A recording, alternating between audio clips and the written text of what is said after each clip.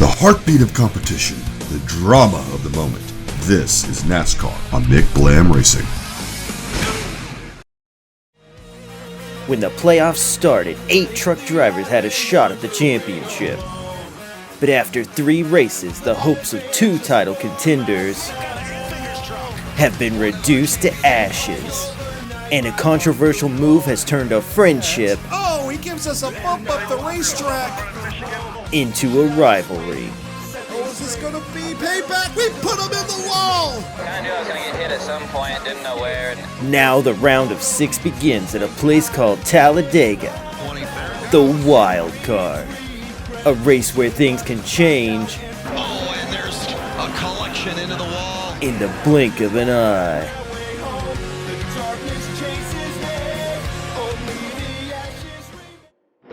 Thank you, John. Well, she's big, she's bad, she's fast, she is wild, she is the Talladega Super Speedway, kicking off the round of 6 in the NASCAR Gander Outdoors Truck Series Playoffs. Welcome everyone, I'm Mikey McBlam, your commentator and driver of the number 54 N29 Technologies Toyota Tundra for David Gilliland Racing, and 6 drivers continue their championship hunt. But can we survive the onslaught of restrictor plate racing at this 2.66 mile beast of a racetrack? Well, we're moments away from finding out, so let's line up this band of hooligans for some NASCAR on the Super Speedway.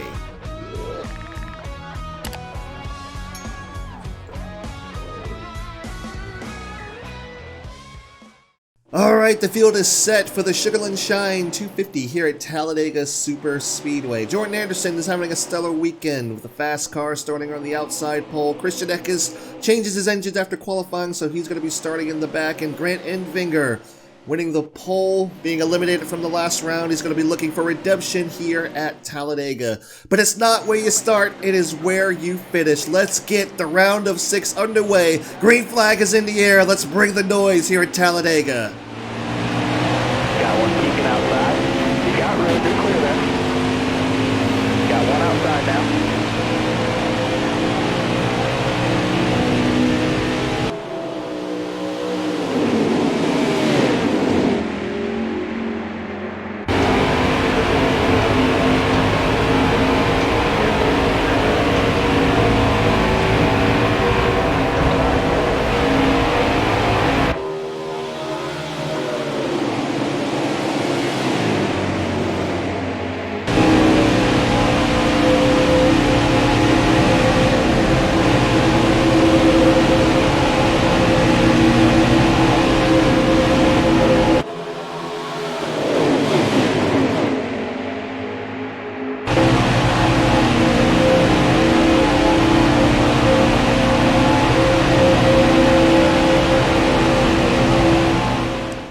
First lap is complete here at Talladega. Matt Crafton now going for the lead after Harrison Burton pretty much led all the way around for lap number 1. We're kind of mired back in traffic here, getting some help from Jennifer Jo Cobb. Noticing that we're a little bit swirly in the draft, but that's pretty normal here in this game. So we go to the inside of Corbin Forrester. Again, getting some help from Jennifer Jo Cobb, as well as our teammate back there. Oh, we caught the apron just a little bit. Slight contact with the 7 of Corbin Forrester. Kind of stuck behind Johnny Sauter. Got to breathe the throttle just a little bit so we don't run him over. Oh, we got to run. We got to look to the inside of Johnny Sauter. Up into P14, inside of Clay Greenfield. Big move to the inside. Oh, contact, more contact. We're leaning on each other in turn number 2.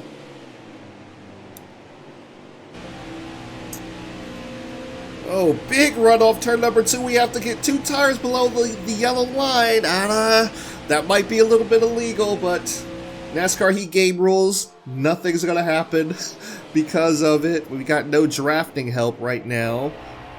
I mean, we do from behind, but we didn't have anybody in front, but now we're all the way up into the top 10 behind the African Squirrel of Josh Remy. I'm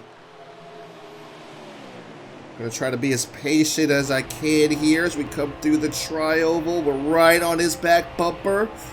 giving him a shove. Gilliland went to the front, and now Remy's going to go to the front inside of Todd Gilliland. We're going to move ourselves into the second spot. Getting all the help in the world from our best buddy Clay Greenfield. Big bump to our tailgate. New leader, the number 54. And he is all over us. I'm not a big fan of being pushed in the corner here, but we are now out front. Clay Greenfield falls off of us. It'd be pretty cool if we can finish stage number 1, 1, 2. Here we go. We got it. Stage number 1 is complete. We win it, followed by best buddy Clay Greenfield. How about Joe Nemechek up here? We got Josh Remy and Todd Gilliland will round out the top 5. Gus Dean, Matt Crafton falls back to 8th. Benjamin Rhodes moves up to 9th, and Jennifer Jo Cobb finishes in the top 10. All right, so a little bit of an interesting top 10 here, but that's usually par for the course for these restrictor plate races. So we're not going to pit. We're going to go ahead and stay out. Use this track position to our advantage here, because I'm not necessarily sure how this is going to go. If it's going to go anything like Daytona, but we'll have to see. Here we go. Green flag is in the air. Stage 2 is underway. Restart gear engaged as usual. 4 laps to go in this stage. I want to try to pick up Clay Greenfield, but it looks like he just fell way too far back. Getting everything I can out of gear, third gear. How about Joe Nemechek? Joe's always good at the restrictor plate races. Like, he was good at Daytona. He was good last year at Talladega. I'm not sure how he was at the first Daytona race because we lost the draft immediately. And a lot of that was just due to inexperience. You know, first time really getting into the game. Oh man, here he comes. And that's actually Todd Gilliland. I thought that was Joe Nemechek. That's actually Todd Gilliland. He's looking to the outside. Oh, he gets a big run there. Oh, look at Benjamin Rhodes. Gonna make it 3 wide in the middle. 3 wide for the lead in turn number 2. Here comes Tyler Dipple. Gives us a big old shove out of 2. And we are still 3 wide. But Tyler gives us a big old shot. We are back out front. Benjamin Rhodes kind of stuck up there on the high side. No help whatsoever. Todd Gilliland kind of lying back, trying to get him a run. I'm going to kind of back off just a little bit so he doesn't get too big of a run.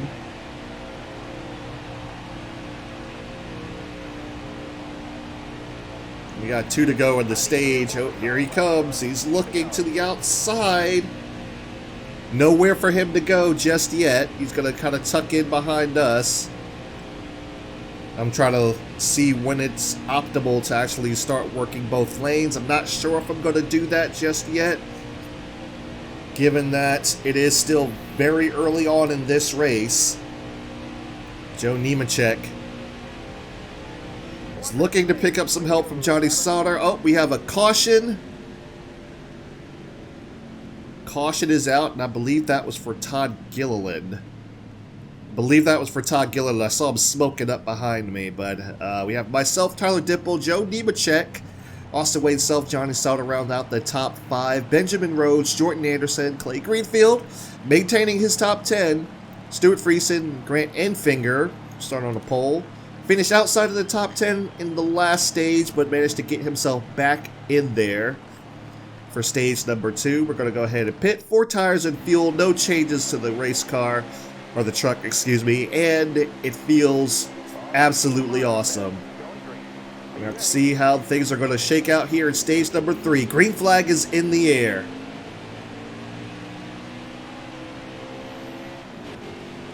Restart gear is engaged. once again.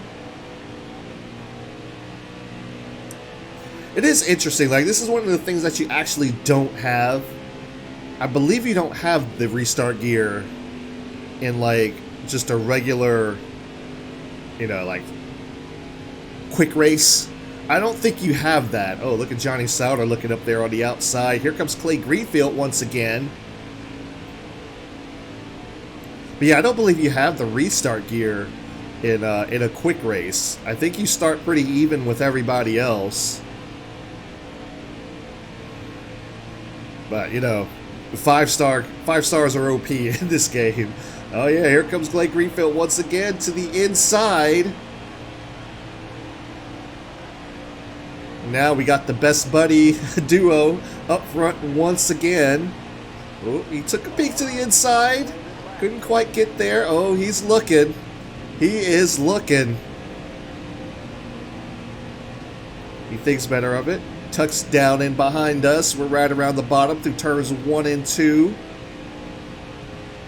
Now what's he going to do here? Well, they're going to start bunching up. Looks like they're almost getting 3 wide behind us. Here comes our teammate Tyler Ankrum.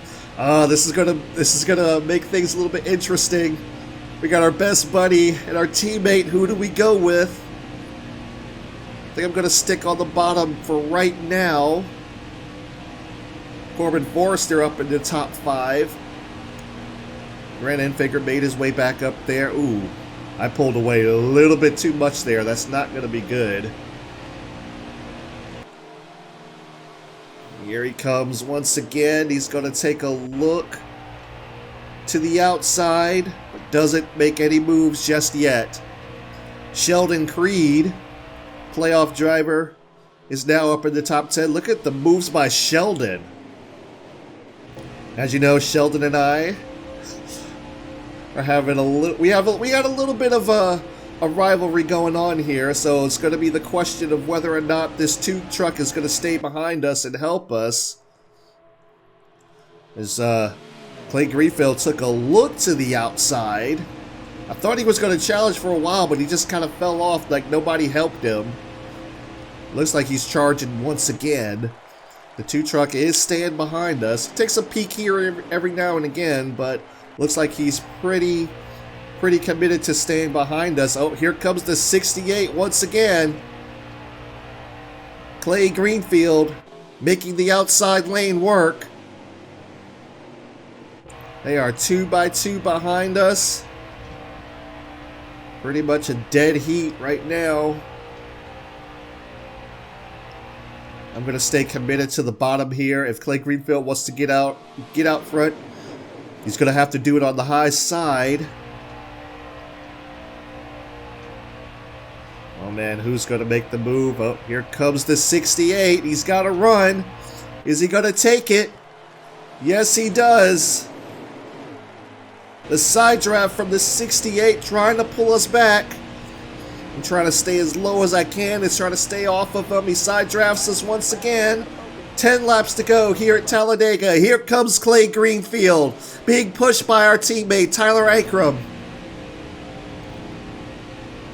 Still side drafting us, staying really tight to our quarter panel. Here he comes, making a move on the outside. No help from Sheldon Creed just yet. He does stay tucked up behind us, but he's not helping us, which I don't expect him to. And now, Clay Greenfield and Tyler Ankrum just kind of fall off the face of the planet. They go up top and they try to run that top lane. Should have stayed kind of hooked together because that outside lane was really organized. But I guess that's true to real life. You get some people that make some moves and all of a sudden the lane just doesn't get organized anymore and they don't get the line going and just can't get to the front anymore. Right now we're playing the role of the Pied Piper. And just putting this out there, rumor has it that there's going to be a points system change in the future. So the playoffs might not be a thing anymore. We'll have to see what happens in the next season of NASCAR Heat when we go to the Xfinity Series. From what I understand, they're going to try it out in the Xfinity Series first before they try it out in the Cup Series. So the Cup Series, the playoffs will remain, but the Xfinity Series are actually going to be, and the Truck Series are actually going to be trying out a new point system. We'll have to see what that's all about. So we got 4 laps of fuel remaining. Sheldon Creed gave up the spot to Austin Wayne Self. Wayne Self's putting up a little bit more of a challenge here. Looks like he wants to get out front and lead. We're kind of staying dedicated to the bottom here. No need for us to move up just yet unless they move up, you know? So we'll see what happens. Looks like Sheldon's trying to get that outside lane organized. Front 3 are currently single file. Ooh, got a little bit loose there through the tri-oval. No surprise, but we have myself, Austin Wayne Self, Gus Dean, Matt Crafton, Sheldon Creed falling back to 5th. We're just starting to develop a little bit of a breakaway here. Front 4 currently single file. So what's going to happen here? I wonder if this is going to be anything like Daytona, where we all got single file for quite some time.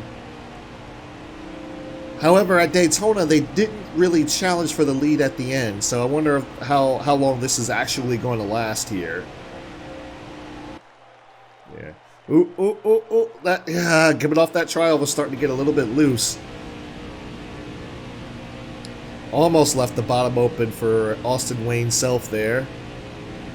Looks like Matt Crafton is looking to try to make something happen. As they jump to the outside, Ross Chastain is now in the picture. We're trying to keep the 22 behind us. He's getting some help from Gus Dean, but not really trying to make any moves just yet. Okay, that means we are... Oh! Caution is out! Caution is out. I'm not sure what the caution is for. But we're going to take no tires and just enough fuel to make it. And I got to hope that everyone else does the same. I think they will, with as little laps as there were. We're coming to a green-white checker, so yeah. I would have to assume that this is going to be the strategy. And it is. Okay. Top 10.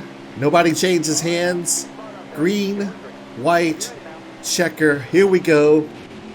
Final 2 laps of the race.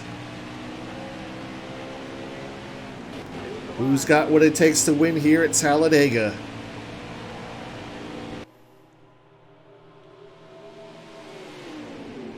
We got our usual restart gear. Big jump on the start. Gus Dean is taking advantage of that. He moves into the 2nd spot. Looks like Clay Greenfield is also there. Oh, but here comes... Is that Sheldon Creed once again? Alright, watch the bottom. Get back down. Bottom of the racetrack. Actually, no. That's Jordan Anderson. Jordan Anderson moves his way into the 2nd position. By the way, that was a heck of a move by the 3 truck. He brings Joe Nemechek along with him. Clay Greenfield's going to fall back to 4th. Now 5th place as Benjamin Rhodes is now in the picture. White flag is in the air one more time around here at Talladega. Look at the move by Jordan Anderson. Anderson tried to make a peek to the outside. Oh, here comes Benjamin Rhodes. Oh boy, we got to play the Department of the Defense here right now. Anderson tries to make a move. We come to the outside to cover. Covering both lanes right now. Down to the bottom of the racetrack through turns 3 and 4. Anderson gets stuck in the sucker hole. Benjamin Rhodes now looking to challenge. Come on, baby. Here comes Austin Wade Self Come on, baby. through the tri-oval. And we will hang on and win here at Talladega. Absolute domination. Absolute. Oh! And Ross Chastain crashes at the end of the race. He crashes as we go back into turn number 1. But man, that was just awesome, awesome domination. I felt like I had the Dale Jr. race car from 2001 at Daytona. These guys just had nothing for us. Absolutely nothing for us. They stayed single file for quite some time and didn't really get racy until the very end, but we had what it took to hang on and win here at Talladega. Plate race sweep has been enacted, and that is your Sunoco race winning moment.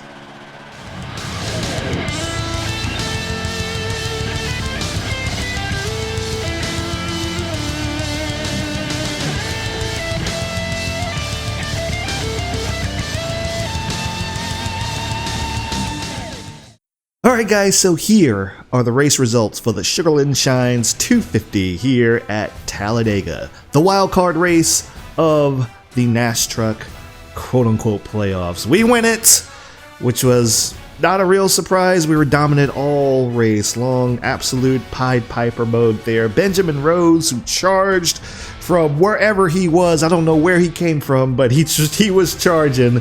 Benjamin Rhodes finishes in second. Austin Wayne Self in third. Fourth is Ross Chastain, who wrecked at the end of the race somehow.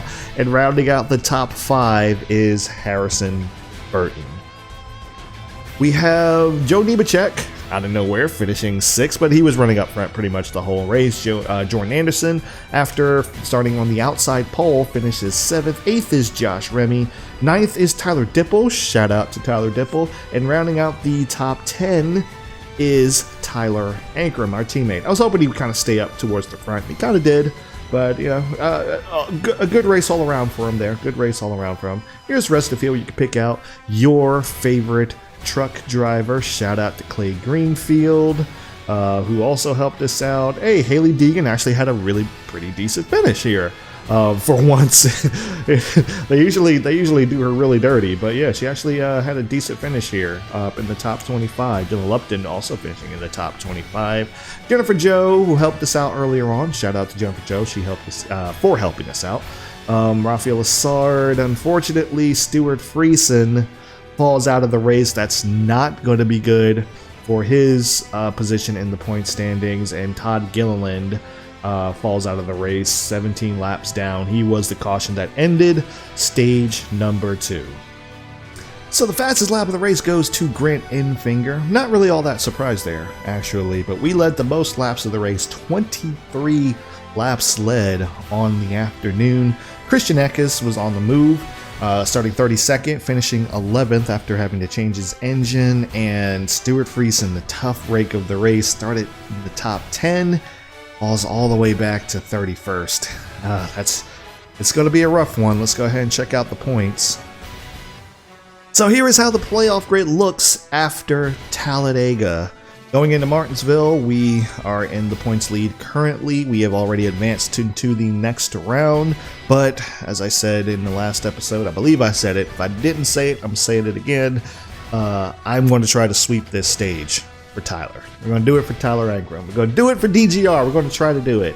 Ross Chastain had a great race at Talladega, great finish, so that propelled him up into second. He leapfrogs Matt Crafton. Brett Moffitt falls back to 4th. Only 7 points to the good for that 24, but we're going to Martinsville. He's going to be pretty good there.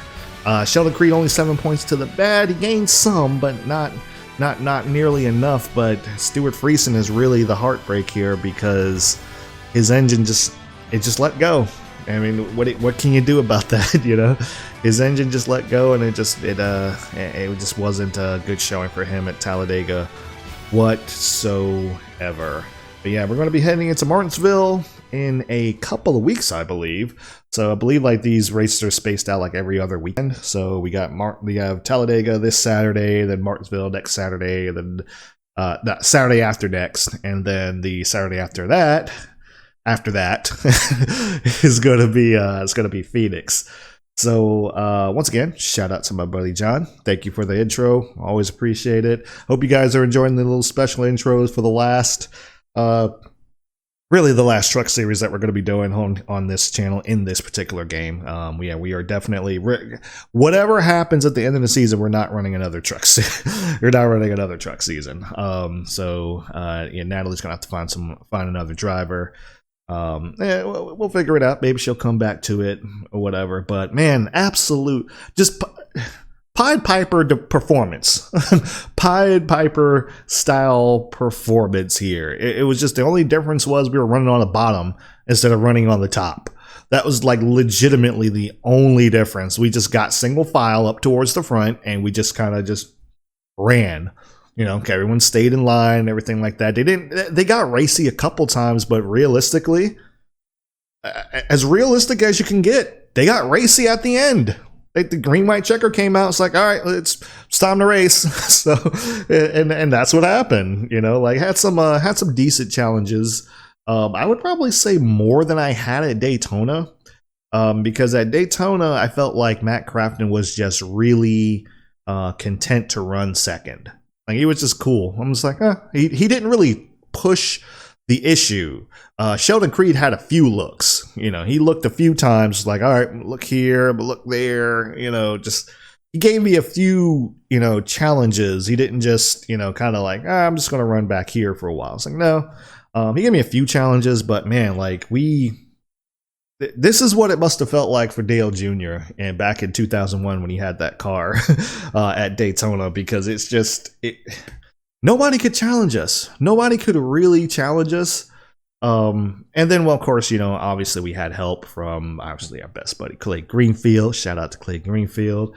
We had help from Sheldon Creed, no less, but also Tyler Dipple gave us a big old shot in the center of the corner, which is not necessarily where I like to be pushed, but I mean, I was able to hang on to it. Like he was pushing me, was making me really tight, but I was able to hang on to it. It's no problem. It was not that big of a deal. He shot me out there and helped me get back up and helped me stay up in the lead and stay up in the front. And yeah, I was kind of hoping Tyler would get up there. I saw him on the outside lane. I kind of wanted to pick him up, but it just didn't work out. It just didn't work out. Like I said, I was just kind of staying patient. I'm like, if they went to the outside, I was going to let them go. You know, it's like I think Benjamin Rhodes had a run to go to the outside, and I just let him. I let him have it. I was like, it's too early. It's too early in the race to be blocking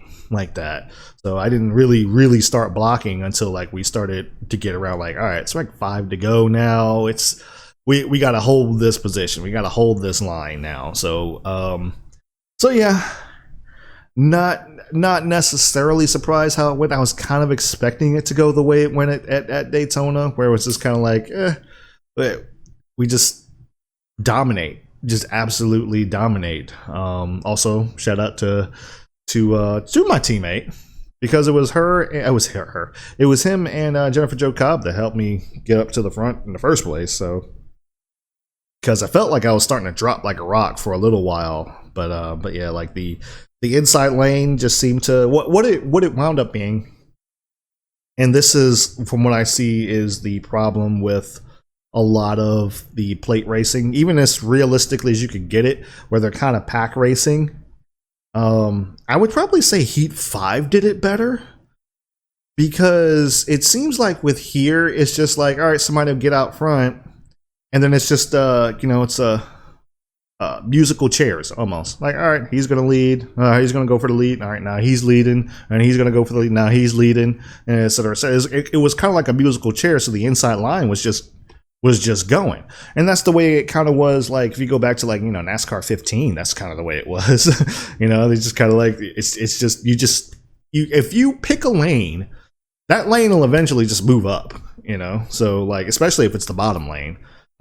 But I wasn't committed to the bottom, but that just seemed to be where the runs were going. And I was like, okay, when people were just kind of moving up out of the way, which I think that's part of like the friend alliance thing, is like they're not necessarily going to try to come down in front of you or hold their line. They're just get out of the way. This is what I was talking about with what was going on at Vegas with Tyler Ankrum, and that I would get up close to him and he'd just move up or move down out of the way to let me go. So I think that's also has a lot to do with the friendship alliance as well. It's like people are just kind of like, oh, okay, he's coming, I'm just gonna let him go. All right, go, buddy, go, win it for me, you know. So well, I did win it for them. So hey, but yeah, we're gonna go for the stage sweep. We're gonna see if we can sweep this. Oh, not the stage sweep, but we did sweep the stages, but no, we're gonna sweep the round. See if we can do that. You know, the Martinsville is gonna be a thing.